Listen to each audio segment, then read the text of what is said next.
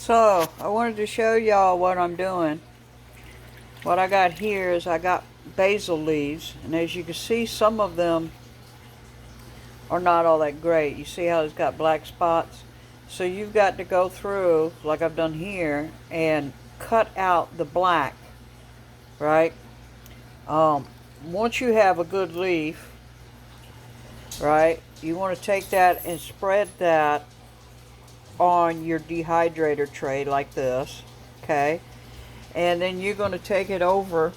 Once you have the tray full, you're going to take it over and you're going to put it in your dehydrator. Now right now I have got eggs going, which they're about ready to pull off. And so you put it in, you put your tray, you put it in your dehydrator.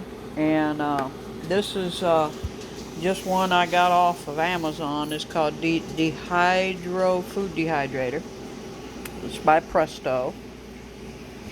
And I got the extra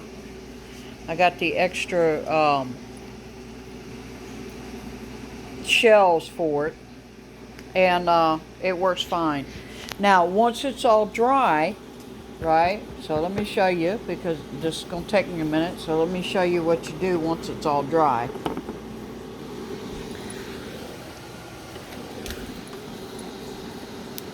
I know I got a mess going, so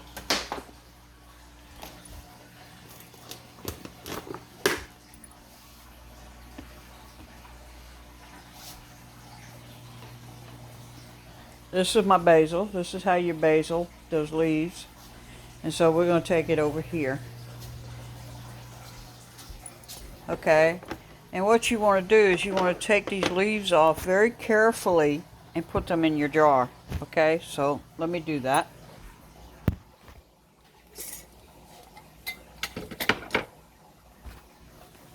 Sorry, had to put you down because I've only got one hand. So you very carefully want to lift up the leaves and put them in your jar. Now, the reason you're going to do this is because you don't want to crush your leaves until they're in the jar, because otherwise you're going to lose part of your basil. You're going to lose it, and you don't want to lose any of it because it takes so long to grow it, right? You want every little bit that you can get, right? I mean, every little bit that you can get, you want to make sure you get it.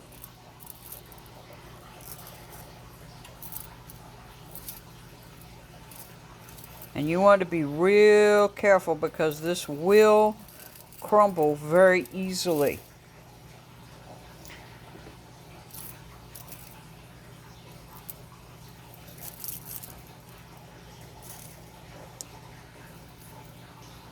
Okay, so we've got it in the jar. Now what do I do? Now, in order to make it good, what I do is I just crush it down.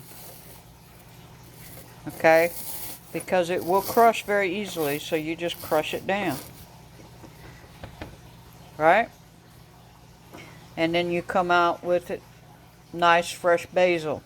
Now, you can do this in, little mortar and pestle if you want, or you can just do it the way I do it. I just use my fingers, but once it gets very full like this, a lot of times I go and I get a spoon and use a spoon and just crush it.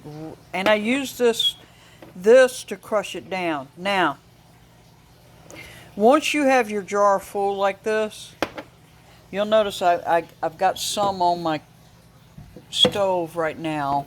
Okay, this is my lamb's quarter. So once you have it like this, you want it to sit for about a week and shake it and everything before you go and you get your little spice jars and put it in your spice jars. Now this is mine from last year, and you see none of it's sticking. It's all easy to go. Okay, and so that's what you want. If you don't do it this way, And I know my kitchen is a mess right now, okay? I don't need you telling me my kitchen's a mess. If you do it this way, wash your leaves, right? Wash your leaves, spread them out on your tray, dehydrate it in your dehydrator. Carefully pick the leaves off, put it in your jar, crush them down in the jar, put the jar on your stove and shake it every day for a week before you crush it and put it in your spice jars. You will never have a problem. If you don't do it that way, you'll have mold buildup. Okay? You'll have mold, you might get insects. It's just a mess. Now, I told you I was doing eggs, right? This is my eggs. This is raw eggs. Alright, you scramble your eggs. You dehydrate them in your dehydrator. Then you take and you grind them with a coffee grinder. I use this one. It's a Chardot or Chardor coffee grinder. It's an electric coffee grinder, and it works great. The problem you're going to have is once you get done, you're going to have to clean out the inside, but do not wash it with water or you'll rust the motor in there. So you have to use like a I use wet ones. I use wet wipes. You know, the antibacterial wet wipes is what I use for Huggies. Okay, see the Huggies? And yes, I still have my pressure canner out here because I've got potatoes down here, and I've got some chicken, and I'm gonna make some more potato chicken soup.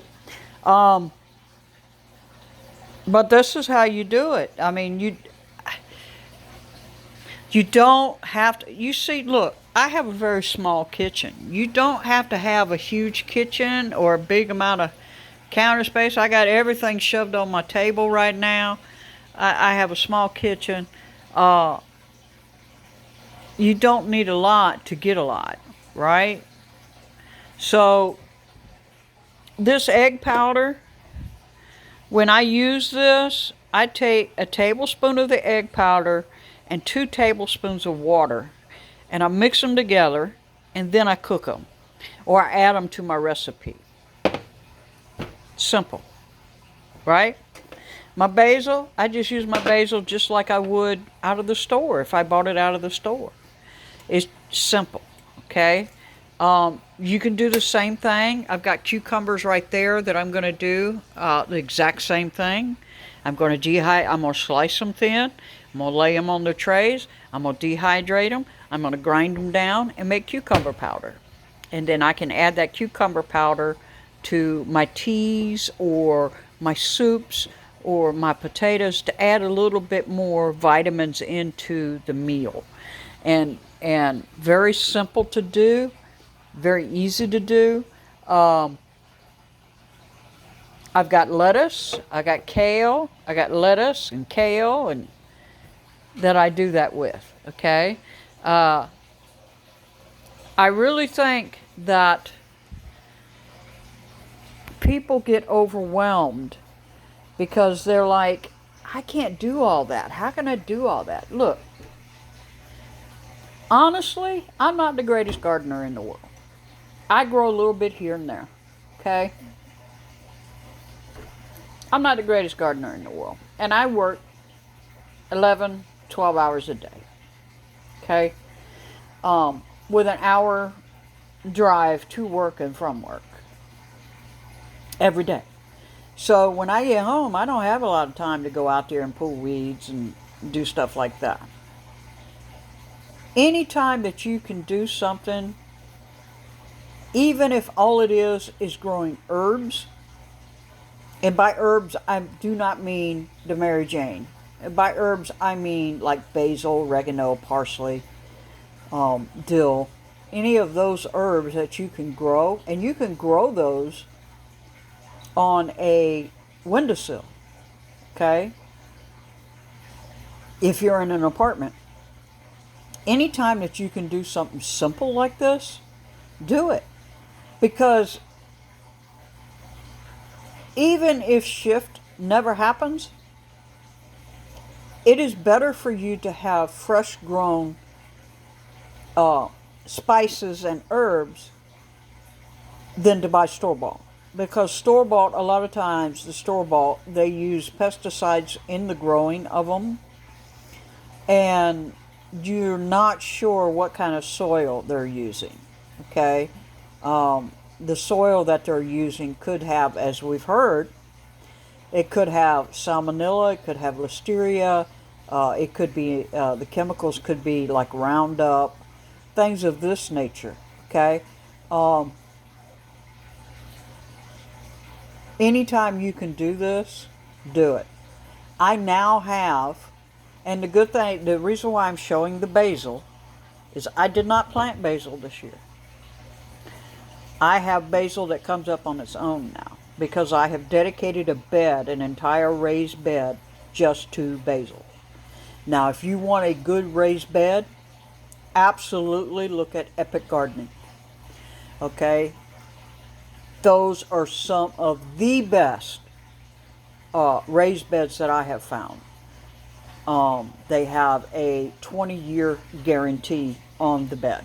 So if you want a good raised bed, absolutely go look them up, okay? If you don't have the kind of money to buy one of those, you can build a raised bed out of non-pressure treated lumber. I say non-pressure treated, you want to go with like cedar or oak, but you want non-pressure treated because pressure treated lumber uses salt. And anytime you have pressure treated lumber, those chemicals and that salt will get into your soil and it will kill your plants. So you don't want to use the pressure treated lumber.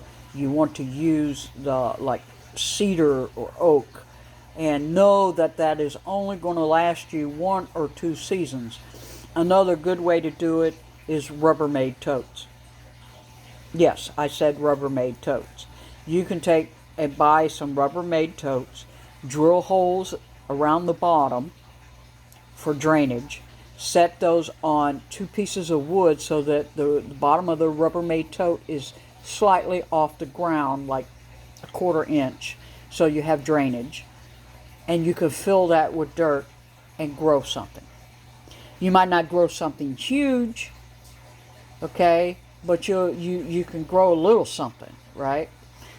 If all you are is in an apartment, I really highly recommend that you look at some of the hydroponic sets that are made specifically for microgreens.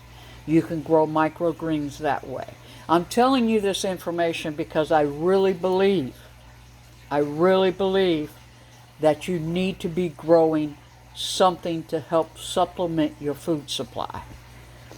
Now, understandably, we're moving into fall, so anything that you get now, you will be planning for next year. You need to be doing that now. Now is the time that you need to start planning for what you're going to plant, where you're going to plant it, how much of it you're going to plant, how long it's going to take for that harvest.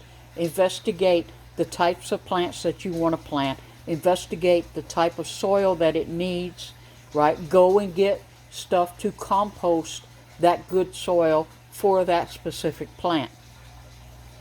This is work.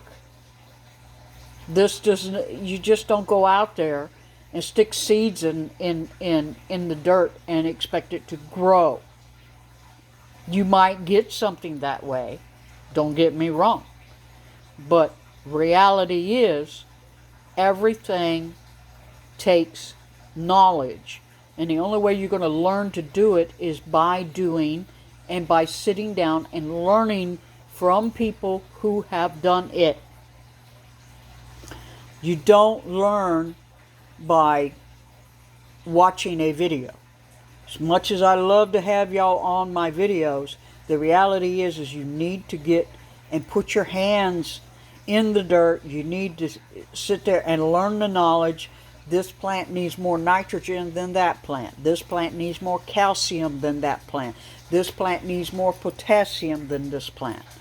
Okay, you need to learn that for your plants so that in the fall, which we're moving into right now, you can start setting up your bed so that when spring comes and you turn that soil over, by that I mean you're taking and you're digging up the soil and you're moving the top part of the soil down to the bottom.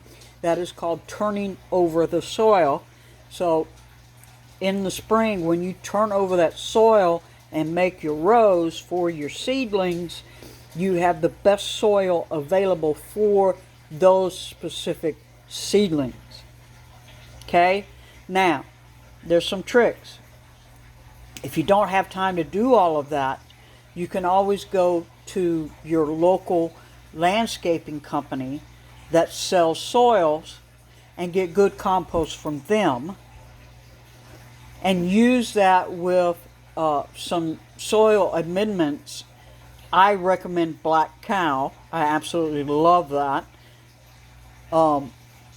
Some soil amendments to that compost, and use that as your compost for your seedlings. But for now, we're talking about basil, and now is the season where we start clipping off stems off the basil as it goes to seed. You want to give it enough time that it goes to seed so that it drops seeds for next year. And yeah, this is how you do it. All you do is you clip off the leaves. See how pretty that is? You clip off those leaves. You don't take the little flower, okay? You don't use the little flower. You use the leaves, and you don't use the stem, okay? And the reason you don't use the stem is it's hard to grind that up, and I don't like those stems in my. You can if you want, but I don't like it. But I will tell you this: when you do this, your whole house is going to smell like basil. Now that's great if for basil, right? It's not great if you're doing onions. I highly recommend if you're doing onions, you move everything outside.